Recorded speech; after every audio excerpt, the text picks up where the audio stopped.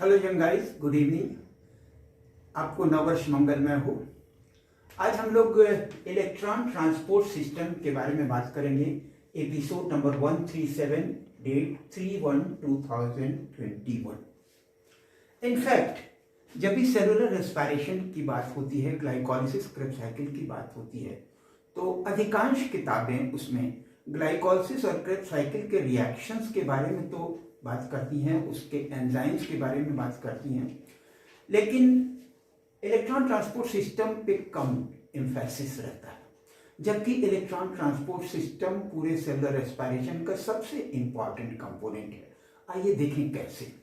In fact glucose के oxidation में जो 12 हाइड्रोजन है एक एक करके अलग होते हैं, और इस अलग होने के साथ जो केमिकल बॉन्ड एनर्जी है वो भी बाहर निकलती है, तो वो इस आयनाइजेशन पोटेंशियल से ज्यादा होती है। इसलिए क्या करती है, इस हाइड्रोजन एटम को एक्साइटेड इलेक्ट्रॉन और प्रोटॉन में तोड़ देती है। अब सेल के माइटोकॉन्ड्रिया के अंदर क्रिस्टी में जो डिहाइड्रोजनेज एंजाइम्स के साथ कोएंजाइम्स होते हैं इलेक्ट्रॉन ट्रांसपोर्ट सिस्टम के, उनमें इलेक्ट्रॉन ट्रांसपोर्ट के लिए तो अलग पाथवे है और प्रोटॉन ट्रांसपोर्ट के लिए अलग पाथवे है, जिसे मिचेल्स ने एक केमी आइसोऑस्मोटिक कंसेप्ट के द्वारा एक्सप्लेन किया था। इंटरेस्टिंग बात यह है कि इस एक्साइटेड इलेक्ट्रॉन में इतनी एनर्जी होती है कि इससे 3 एडीपी के फॉस्फोराइलेशन से 3 एटीपी मॉलिक्यूल बन जाती हैं, 1 बाय 1 एक एक करके। और जब ये सारी एनर्जी इस्तेमाल हो जाती है तो फिर ये जो एक्साइटेड इलेक्ट्रॉन है वो प्रोटॉन के चारों तरफ आकर के रिवॉल्व करने लगता है, स्टेबल हाइड्रोजन एटम बन जाता है। ये स्टेबल हाइड्रोजन फिर ऑक्सीजन से बाइंड होकर के वाटर बना लेता है। ये ATP molecule energy currency of the cell है, और जब भी जरूरत पड़ती है सेल में कहीं भी एनर्जी की, तो उस समय क्या होता है, ये एटीपी फिर पुनः ब्रेक हो जाता है एडीपी फॉस्फेट में और एनर्जी में, और ये एनर्जी डिफरेंट वर्क के लिए यूटिलाइज कर ली जाती है। अब इस एक्साइटेड इलेक्ट्रॉन की सरप्लस एनर्जी, जिससे कि 3 एटीपी बन सकती है, इसको स्टेप बाय स्टेप यूटिलाइज करने के लिए सभी डिहाइड्रोजनेज एंजाइम्स के साथ एक कोएंजाइम्स का सेट पाया जाता है। और ये कोएंजाइम्स, इनमें खास बात यह है कि इन सब का जो रिडॉक्स पोटेंशियल है वो एक ग्रेडेशन में होता है, इसलिए वो 1 by 1 step by step work करते हैं। आइए देखें कैसे। ग्लूकोज बनता है, ग्लूकोज आयनाइज हुआ, आयनाइज होने का जो रिडॉक्स पोटेंशियल है -0.421 मिलीवोल्ट है। एक इंटरेस्टिंग बात यह है कि इनमें यदि सबस्ट्रेट सक्सिनिक एसिड है, तब तो सक्सिनिक एसिड से जो इलेक्ट्रॉन ट्रांसपोर्ट शुरू होता है सेकंड स्टेप से शुरू होता है, एफएडी से शुरू होता है। बाकी सभी सबस्ट्रेट के मामले में क्या होता है कि फर्स्ट हाइड्रोजन एक्सेप्टर एनएडी होता है, निकोटिनामाइड एडिनिन डाइन्यूक्लियोटाइड।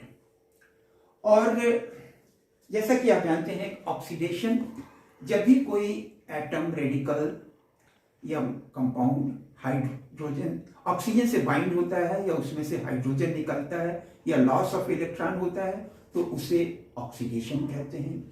और जब भी कोई रेडिकल या ग्रुप हाइड्रोजन से बाइंड होता है या इलेक्ट्रॉन से बाइंड होता है या ऑक्सीजन का रिमूवल होता है, तो उसे रिडक्शन कहते हैं। जनरली लिविंग सिस्टम में क्या होता है कि 2 मॉलिक्यूल साथ साथ रन करते हैं, एक मॉलिक्यूल ऑक्सीडाइज होता है, दूसरा रिड्यूस हो जाता है। यहां पे भी क्या है कि एक एक करके हर मॉलिक्यूल पहले तो रिड्यूस होता है, फिर ऑक्सीडाइज हो जाता है, दूसरे मॉलिक्यूल को वो रिड्यूस कर देता है, खुद ऑक्सीडाइज हो जाता है। जैसे कि एनएडी एक्साइटेड इलेक्ट्रॉन को लिया, NaDH प्लस हाइड्रोजन आयन बनाया, फिर इससे ये रिडक्शन हो गया और इसमें इसका रिडक्स पोटेंशियल है -0.320। सेकेंड स्टेप में एफएडी, फ्लेविन एडिनिन डाइन्यूक्लियोटाइड या एफएमएन, ये हाइड्रोजन को लेकर के FADH2 बनाता है। जरा ध्यान दें आप यहाँ पे, FAD के मामले में यहाँ पर वो पूरा हाइड्रोजन एटम चलेगा, इलेक्ट्रॉन प्रोटॉन दोनों होंगे। बाकी उसके बाद सारे स्टेप्स में जो है सिर्फ इलेक्ट्रॉन का पाथवे अलग होगा, प्रोटॉन का पाथवे अलग होगा। फिर इसके बाद थर्ड हाइड्रोजन एक्सेप्टर है एक क्विनॉन Q, जिसका कंप्लीट स्ट्रक्चर मालूम नहीं है। तो ये क्या करता है, ये फिर FAD का इलेक्ट्रॉन लेगा, QH2 बनाएगा, FADH2 फिर FAD बना लेगा, QH2 फिर Q में चेंज होगा।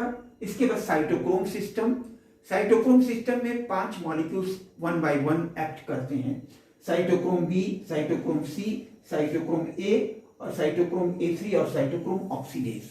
तो इसमें सबसे पहले साइटोक्रोम B रिड्यूस हो जाता है और साइटोक्रोम B बनाता है, फिर उसके बाद फिर से ये ऑक्सीडाइज हो जाता है, नेक्स्ट वाला साइटोक्रोम C रिड्यूस हो जाता है। इन दोनों के यहाँ पे रेडॉक्स पोटेंशियल है +0.10, तो एक ADP यहाँ भी बन जाता है, एक ADP फॉस्फेट से एक ATP यहाँ बन जाता है। तीसरे स्टेप में यहाँ पर फिर एक ADP फॉस्फेट मिलकर के ATP बना लेता है। जब 3 ATP बन जाते हैं, सारा सरप्लस एनर्जी एक्साइटेड इलेक्ट्रॉन का यूटिलाइज हो जाता है, तो वो एक्साइटेड इलेक्ट्रॉन फिर अब प्रोटॉन के चारों तरफ आकर के रिवॉल्व करने लगता है, स्टेबल हाइड्रोजन एटम बनता है और ये फिर ऑक्सीजन से बाइंड होकर के वाटर मॉलिक्यूल बना लेता है।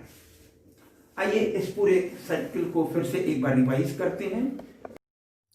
ग्लूकोज मॉलिक्यूल के 12 हाइड्रोजन एटम्स एक एक करके अलग होते हैं। उनकी बॉन्ड एनर्जी इसे आयनाइज कर देती है सेपरेट एक्साइटेड इलेक्ट्रॉन और प्रोटॉन में। इस एक्साइटेड इलेक्ट्रॉन को first hydrogen acceptor NAD accept करके पहले रिड्यूस हो जाता है, उसके बाद यह फिर से ऑक्सीडाइज हो जाता है और सेकंड हाइड्रोजन एक्सेप्टर FAD को रिड्यूस करके FADH2 बनाता है। दोनों के एनर्जी लेवल में डिफरेंस होने से यहीं पर ADP और फॉस्फेट और एक्साइटेड इलेक्ट्रॉन की एनर्जी मिलकर के एक ATP बना लेते हैं। इसी प्रकार से फिर FAD से इलेक्ट्रॉन Q लेकर के QH2 बनाता है। फिर साइटोक्रोम सिस्टम में कई मॉलिक्यूल्स होते हैं जो एक एक करके काम करते हैं। इनमें भी साइटोक्रोम B और उसके बाद साइटोक्रोम C1 के बीच में एक ATP बन जाता है। साइटोक्रोम C1 A3 के बाद स्टेज में तीसरा ATP बन जाता है।